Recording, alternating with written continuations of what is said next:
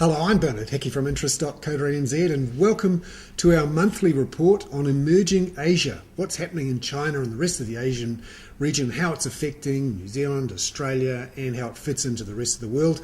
And we've got Peter Redward here from Redward Associates. Welcome in, Peter. Hi, thank you.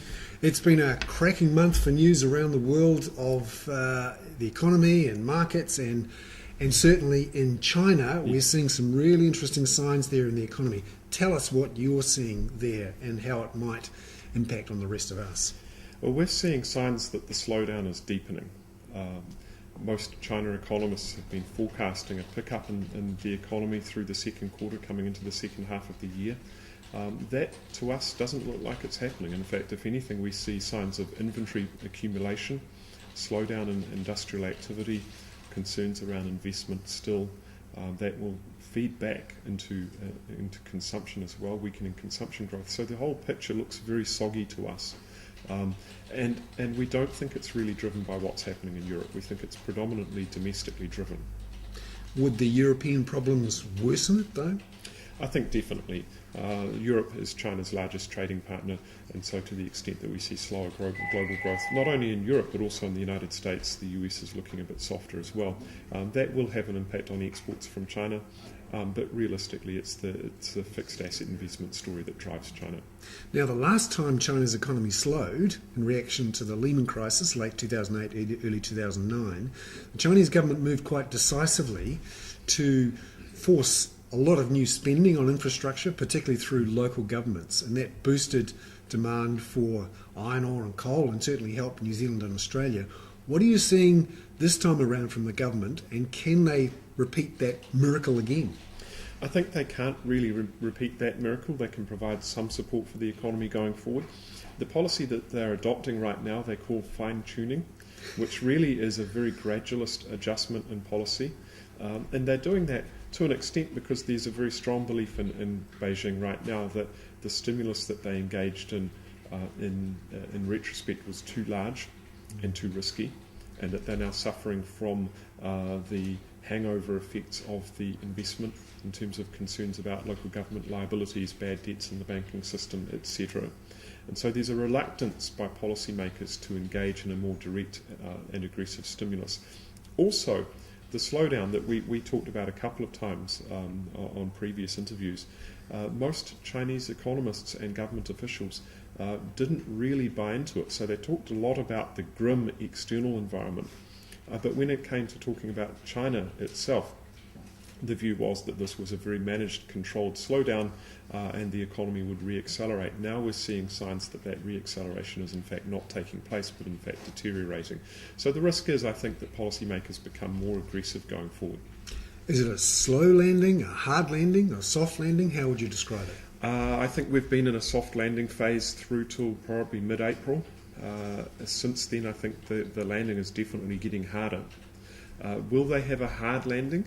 I think it's very hard to see how you get a proper hard landing, sort of Asian 1997 style, simply because of the huge amount of liquidity that's been impounded on bank balance sheets through the last 10 years. And so there's a lot of capital that can be released back into the banking system, either to support bank balance sheets or to provide stimulus. The second component is, unlike in 1997, where countries like Indonesia and Thailand had been running very large current account deficits and had built up very large negative net investment positions internationally, China is a major net creditor to the rest of the world, and they've been running large current account surpluses.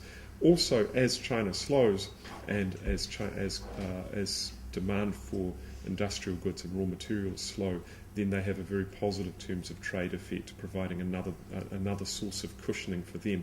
Of course, from an Australian and New Zealand perspective, that's our worst nightmare, where you get a slowdown in China coming through in the industrial sector, leading to a fall in commodity prices. It boosts their terms of trade at our terms of trade expense, and that's kind of what's happening right now.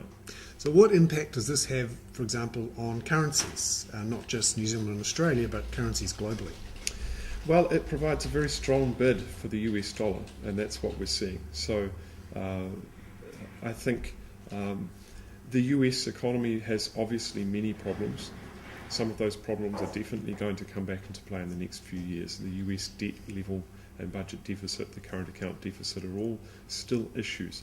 But in times of global financial turbulence, people always step back into the dollar.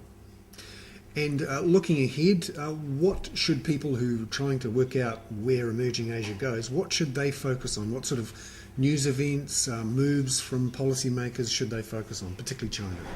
Well, I think China is really the epicenter of the problems. It's also about 55% of regional GDP. So all the other currencies and countries in the region are really kind of peripheral satellites to what's happening there. So what matters is the industrial sector and fixed asset formation. Policymakers may announce a range of measures. My guess is that you'll see a steady stream of announcements coming out of Beijing in the next few weeks, liberalising this, providing subsidy support for that, increasing spending for something else.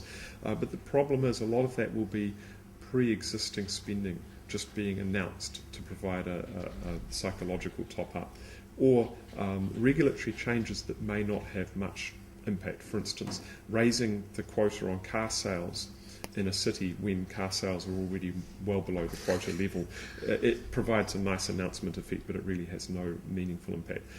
I would focus on prices, not activity numbers. So prices of stocks, prices of foreign exchange, prices of credit, and those sorts of things. Commodity prices are definitely the canary in the coal mine. And looking at the policy actions Beijing might take, there's been a cut in the reserve requirement ratio, yes, which means that the banks have to hold a little less capital for their lending. Yes. And some people have talked about a potential cut in official rates, an easing of monetary policy. How important is that for the Chinese economy, or not? We're seeing a gradual easing of monetary conditions. The policymakers have the potential to increase liquidity into the system substantially.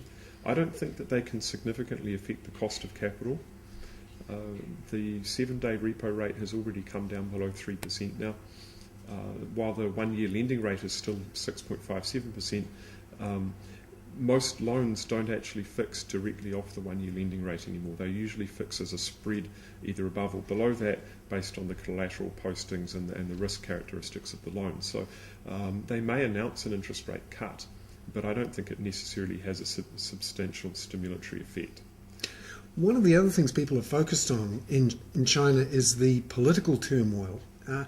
Do you think that could restrict particularly local government from moving to boost the Chinese activity and economy? I think it's important to understand how the relationship between Beijing and the provinces works. So typically the taxes will be raised at the provincial level, the municipality level. The tax funds are then passed to Beijing. So Beijing collects the national tax pie, and then they redistribute it back out to the provinces for spending. And that's how they control the cash flows to manage the fiscal spending at the provincial levels. Now, my concern, given the Beaujolais scandal, is that you're going to get a change in behaviour of provincial governments. So over the last 15 years, debt levels were relatively low, growth rates were very, very high, and if you wanted to have the fast track as an administrator from a provincial level through to Beijing and potentially climbing all your way to the Politburo, the way to do it was for your province to outgrow your neighbours. And so we saw a lot of borrowing, a lot of leveraging up, and a very strong willingness of local authorities to do whatever it took to get growth going. The problem with that now is that debt levels are relatively high. Banks' willingness and ability to extend leverage into these provincial governments is relatively lower. And now you've got this political scandal going on. So if you're a provincial governor, the last thing you want to do in an uncertain transitional leadership environment is put yourself into a position where you stand out from the crowd. It's better to stay with the sheep than to risk running back. And so I think even if Beijing pushes funds into the provincial governments and tries to get them to increase spending, they're simply not going to do it. They're going to be looking at their large local government financing vehicle debt, and they're going to be saying it's best for us to park that money off to one side and keep it in the little emergency tin so that we can keep our cash flows going and keep the political risk low. And that means you're not going to get the increased stimulus that we had in 2008. Fascinating there. Peter Redward from Redward and Associates talking there about the emerging Asian outlook and the changes in China. I'm Bernard Hickey for interest.co.nz.